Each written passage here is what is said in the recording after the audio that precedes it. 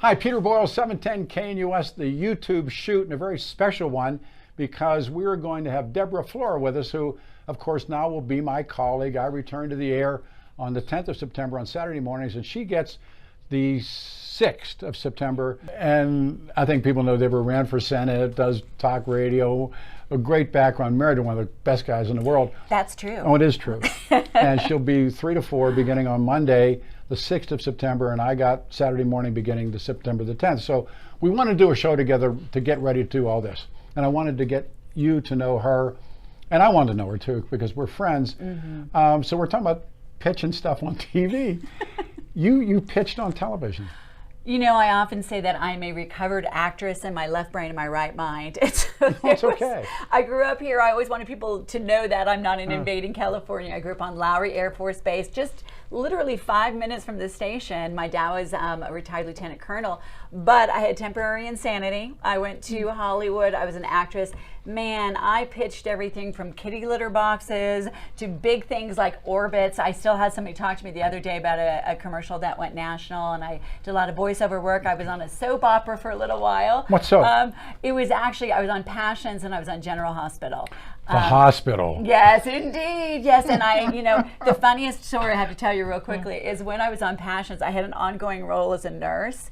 And because my patient in the series was in a coma, and he was in a coma because he caught his wife cheating on him. So the medical expert said, we have no idea how you cure somebody from that. So the silliest line I ever had to say is, "Doctor, give him the experimental drug cocktail." Bing. And then I would do Shakespeare at night, which was a lot better. So I'm going to haunt you with that line. I mean, from now on in our friendship, if I ever say that, there you go. I'll know. Pitching.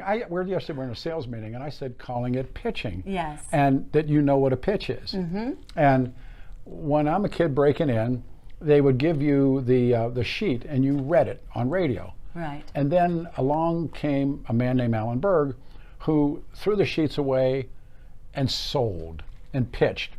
And my mentor is a guy named Bob Lee, who was incredibly talented, grew up in the Great American Depression. He worked with the knife guy on the streets of Detroit. He had the real good knife. Everybody else had the crap knife. No, seriously.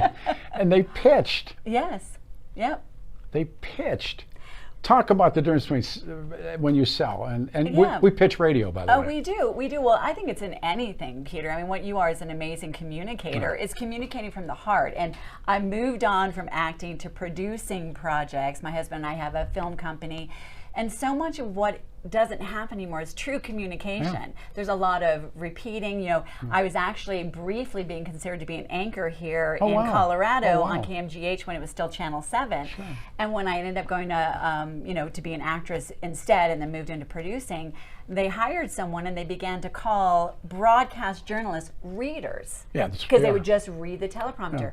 Yeah. You know better than anyone, there is a difference between reading and communicating. Yeah. And that's the most important thing we can do today. We can convince people of all kinds of things we care about if we truly communicate.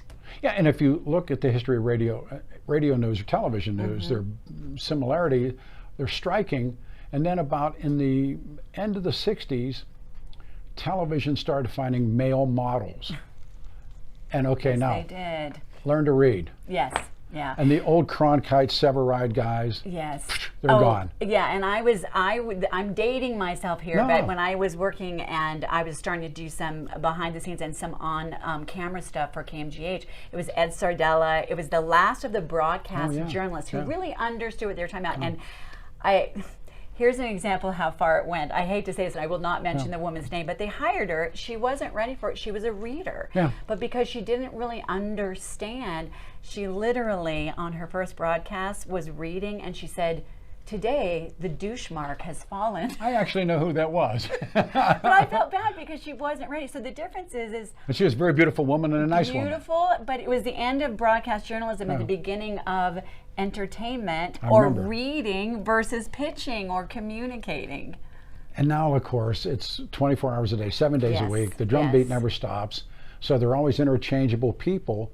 And now we've become tribal, and now we've become everything that we shouldn't be. Yeah, agreed. You know, one of the things I learned when I was, campaigning for the Senate, and it was a privilege. We probably made it to 60 out of 64 counties.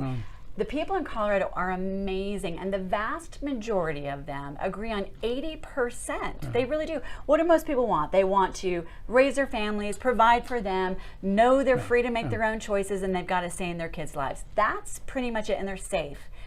But we have gotten to a point where we're so divided and so extreme, we've forgotten to look at our fellow citizens as our neighbors and just talk with them. But that's a universal, no matter where you go in the world, and I've been some places, you've been some places. When you talk to men and women, what do you want? I want something for my children. Yes. I want this, I want that. They don't, there are all these places, and you and I talked about before we started this. Yes. There are these fringe people who are really literally destroying the political system in this country, or what has existed as this country. Yeah, and I understand people are emotional. We're in a time where there's plenty of stuff that we can get worked at. But I always think we have to look at what's the solution, what's the strategy. And we live in a state, Colorado is unique, and I think actually a microcosm of the rest of our country. 43% of people are independent or unaffiliated. And why? Biggest political party in the state. Exactly. It is. It eclipses all the others because they operate in a more just living their daily lives, but we forget that they all care about pretty much for the most part everything we all do. And I had a privilege to meet so many of those folks and realize that, if we could just kind of ignore those who want to pit us against each other and communicate with them, we would solve so many of the problems we have. Smart people in politics always knew you win in the middle. Yeah. And yeah, I'm so sorry. And the middle doesn't mean unprincipled, by the way. Honestly, the more I become a student of the Constitution, the more I realize, wait a second, it's really to pull government back so everyone can live their lives as they see fit. It's winning in the middle. So if you run a lunatic, the middle doesn't want the lunatic, and you lose. We were talking about, there's a theory in history called the Samson theory, where Samson pulls the temple down on himself. That's what we're watching happen. And the state of Colorado is this pending election, this midterm election for this country is going to mean a lot. Yes. And I think the Republicans are going to get shocked when they find out that what they've done has been so destructive. Now you're jumping into talk radio full time. Now this is a big step. It is. It is. My first initial question when they said, Deborah's going to do the shoot with you, she's going to do a 1 hour a day, I'm thinking, what's wrong with you? Well, whatever was wrong with you, Peter, is wrong with totally me wrong too. With me. Totally wrong. I'm coming back. I was out. I was clean. I was Michael Corleone. Keep pulling me back. Yeah. I've actually done radio on and off for 10 years, all at Salem. So I had a show here, actually about 14 years ago, and then I had another show to women. And I just think that talk radio is one of the best things happening in our country because it's where people can come and reason together, can have conversations. And when the Senate race stopped, it's immediately where I wanted to come back home because I really truly believe if we can come and reason together, we can make so many differences. In a tribal world that we now live in, this country has now become tribal, and talk radio is, in my mind, one of the greatest offenders of and creating the tribal aspect of the country today. And as CNN has learned, it's not going to work. MSNBC, even networks, we're watching the dwindling of mainstream media. The newspapers of our childhood, or my childhood, are gone. Nobody cares about the news on the radio anymore. We've talked about that. I already know it. Here's everything I need to know. Yeah, I already got an alert 2 seconds before you said it, or what, even if it just broke. Yeah, this just in. No, this was in. So what do we do? What does the business do between now, the midterms, and then after the midterms? I think that what we have to do is connect with people where they live. Very few people are thinking in abstract public policy. They're thinking, holy cow, I just found out this is going on in my kid's classroom, or somebody's shooting up fentanyl in my, in my driveway as I try to go to work. Or they think about, I know things aren't going in the right direction, but what are solutions? The other thing I find, that is a challenge is everybody wants to talk about the problems all the time. And what does that do? It just brings everybody down and immobilizes them versus realizing, we've got a lot of work to do in this republic, but we still have a lot of power and ability to make differences. So I think we just have to meet people where they are, talk about what we have in common, and then talk about how there are some solutions that are working and some that aren't. And I think that's what I found is where many people live. And then getting back to remembering, at the end of it, we're not this identity politics division. At the end of it, we're all human beings who pretty much want the same thing. And boy, if there's ever an opportunity for more conservative ideas, it's right now. Because I always say, you take extreme progressive policies, give them time, they become regressive. That's what we're seeing. We're seeing it not working anymore. If we're not there saying, look, there's some other solutions and let's come and talk together, not treating one another as the enemy, then I think there's so much we can do. And it's not just like you said, there's other places to get news. This is where we come and reason together. We have conversations. We listen, which is a lost art. And again, that's the notion of the backyard fence. Or years ago, I called it the electric bar room. I don't know if I want it, if it's that anymore, but it used to be, the electric backyard fence. Yes. The electric bar room, where a guy came in after work, had a beer, and talked to the other guy, and they talked sports, or they talked politics, or my old lady makes me mad, that kind of a thing. Yeah. And it's lost that. It has. And it's in the last 2 years, year and 14 months, it's lost it. And you have this golden opportunity right now to truly step in. Yes. And to, if there's I'm coming back. I'm coming back for a number of reasons. It's great. One of them is I truly want to. I miss it, but there's such insanity is on the airwaves now. And there is. And you mentioned sports. What has happened for those who want to divide us? There's some people, on the extreme fringes that want to divide us. Even sports. Oh, of course. You could disagree, but go down and root for the home team, and suddenly that was the great equalizer. when politics have infiltrated everything. And I don't mean politics as a no, but it's true. view, It's true. But the politicizing, everything is politicized today. We have to have some places where we come together and talk about the things that unite us, and then how do we move forward? My grandson's a huge sports fan. When the kneeling started in the NFL, NASCAR woke, and I just kind of walked away from that. I don't know if it's the same true in education. It's the same true in, there's a crazy story about some gay pride thing and a guy, like fake boobs, and they're going Wardrobe crazy. malfunction. Now come on. Yes, you know, do you ever walk into Sears? Remember there's all these dummies when you were a kid? And they have clothes on. Hey, look at that. So I'm just like, what's news anymore, and what's real, and who's running for office? One of the things I did want to ask you, and I knew we were going to talk, you decided on a Senate run. Mm-hmm. And that assembly was a cluster. I mean, and there's another word that goes with it. And I'm watching that insanity. Mm-hmm.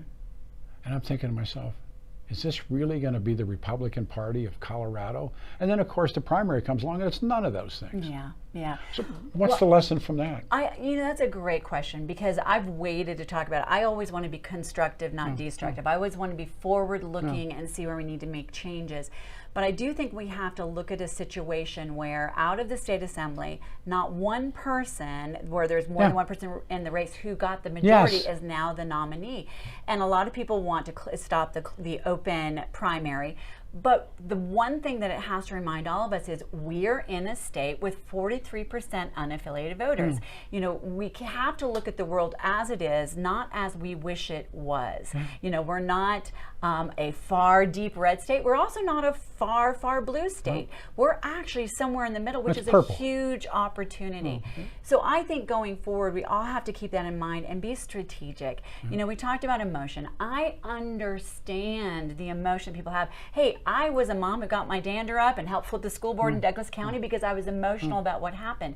The question is, do we act out of that emotion, or do we use that to motivate us and then look at more strategically what is the solution? If we're just acting out of emotion, then that's really the definition of a mob mentality. And that's why we are a republic. We are not. We're representational. And here's the thing I had to look at, Pete. If I am a conservative, you know, I'm a Christian, I'm all of those things, and I've been very involved in grassroots.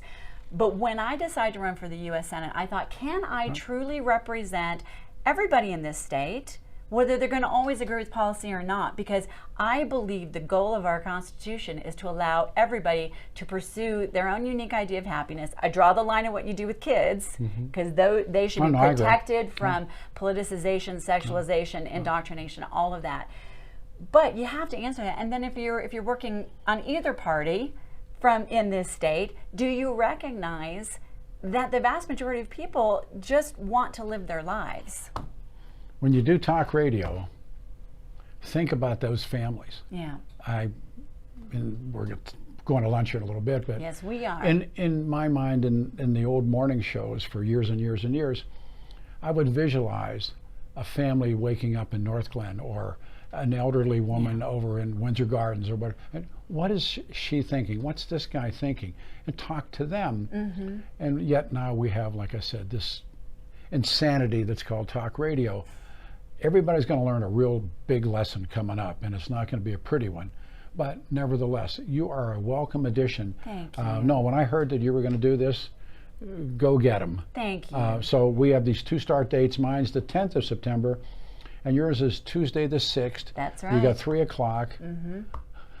Do you know what you're going to do? Take a deep breath. Take a deep breath. Do you know what you're going to do? Yeah, I do. I'm going to continue the conversation that I had the privilege of starting over the last year. And when you talk about those families, I met families that were independent, Democrats, Republicans. Now, I obviously, come from the conservative side, but I now see their faces. And I look forward to continuing that conversation, because I had a chance to listen to them. And what got them up in the morning was not, the percentage of a tax bracket or this particular abstract policy. It was, holy cow, I can't put food on my table, heat my home, and put gas in my car.